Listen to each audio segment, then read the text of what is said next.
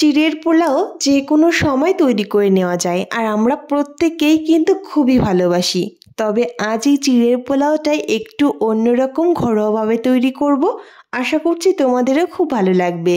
তো বন্ধুরা, পুরো ভিডিওটি দেখার অনুরোধ রইল।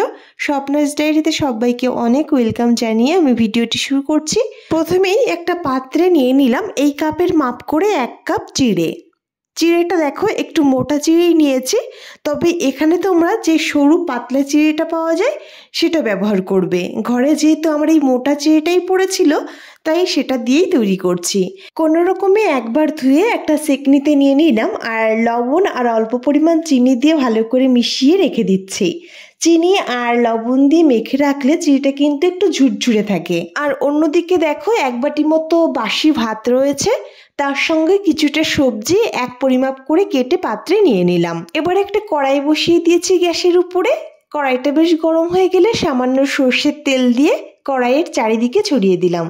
এবার এখানে অ্যাড করেছি একটা ডিম। তোমরা যেরকম পরিমাপ করে রেসিপিটি তৈরি করবে সেই হিসাবে ডিমটা বাড়িয়ে বা কমিয়ে দিতে পারো। একটা ডিম দিয়ে সামান্য লবণ ছিটিয়ে এরকম খুন্তি দিয়ে চেপে চেপে ঝুড়ি ঝুড়ি করে ভেজে নিলাম। এইভাবে কোনো রকমে হালকা ভেজে তুলে নিচ্ছি। এবার সেই কড়াইতে দিয়ে দিলাম কিছুটা রিফাইন অয়েল। তেলটা গরম হয়ে গেলে দিয়ে দিচ্ছি 1 চামচ মতো কুচি করা রসুন। একটা গ্রেটার দিয়ে আমি গ্রেট করে নিয়েছিলাম।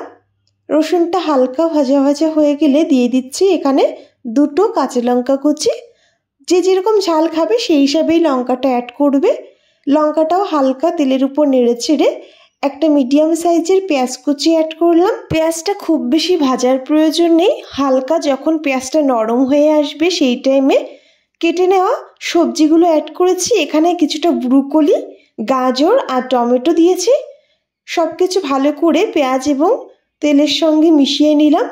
ভালো করে মিশিয়ে নেওয়ার পর প্রথমেই দিয়ে দিচ্ছি পরিমাণ মতো লবণ আর সামান্য হলুদ গুঁড়ি। স্বাদ অনুযায়ী লবণটা এই টাইমেই দিয়ে দেবে। লবণ হলুদ দিয়ে আবারও ভালো করে মিশিয়ে নিলাম। ভালো করে মিশিয়ে নিয়ে এবার সবজিগুলোকে খুব ভালো করে সিদ্ধ করে নিতে হবে। তার জন্য ঢাকা দিয়ে দেব। 2-3 মিনিট মতো এইভাবে নেড়ে চেড়ে ভালো করে ভেজে নেব। তো ফিরে আসছি 2 মিনিট পর। দেখো বন্ধুরা, এই অবস্থায় কিন্তু সবজিগুলো বেশ নরম হয়ে আসছে। দেখেই বোঝা যাচ্ছে যে সবজিগুলো বেশ নরম হয়ে আসছে। তো একটু খুন্তি দিয়ে চেপে দেখছি, তো দেখতেই পারছো একদমই সিদ্ধ হয়ে গেছে আর বেশ ভাজা ভাজা হয়ে গেছে। এবার এখানে অ্যাড করব 1 বাটি ভাত। এখানে রাতের কিছুটা ভাত পড়ে রয়েছে, সেই ভাতটা এখানে দিয়ে দিলাম। চাইলে তোমরা ভাতটা নাও দিতে পারো, তো শুধু চিড়ে দিয়েও কিন্তু তৈরি করতে পারো, বা চিড়ে বাদ দিয়ে, চিড়ে যদি না থাকে ভাত দিয়েও কিন্তু এরকম একটা সুন্দর রেসিপি তৈরি করে নেওয়া যায়। খেতেও ভীষণ ভালো লাগবে। ভাতটা দিয়ে সবজির সঙ্গে ভালো করে মিশিয়ে নিয়ে 2 মিনিট মতো ভেজে নেব। তো দেখো 2 মিনিট মতো এরকম ভেজে নেওয়ার পর বেশ একটু ঝুরঝুরে হয়ে গেছে। এবার দিয়ে দিচ্ছি চিড়েটা। চিড়েটা দিয়েও ভালো করে মিশিয়ে নিতে হবে আর কিছু সময় ভেজে নিতে হবে। চিড়েটা দিয়ে 2 মিনিট মতো জাল করে নেওয়ার পর দেখতে পারবে এরকম কিন্তু দলা ভাব একদমই থাকবে না। তো এইভাবে ভালো করে নেড়েচেড়ে মিশিয়ে নিয়েছি আর 2 মিনিট মতো আমি ভেজে নিয়েছি। আঁচটাকে কিন্তু মিডিয়ামেই রেখেছি।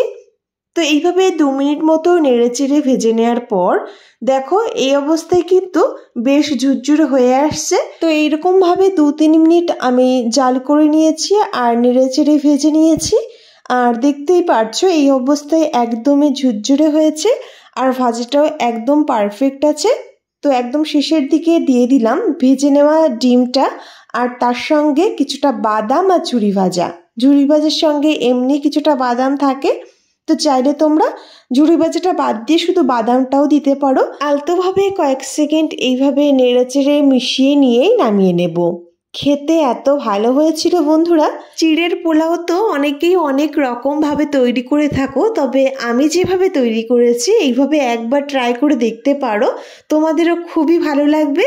তো বন্ধুরা, রেসিপিটি কেমন লাগলো তোমাদের সেটা জানাতে ভুলো না। ভালো লাগলে কমেন্ট করে বলো আর অবশ্যই বাড়িতে ট্রাই করো।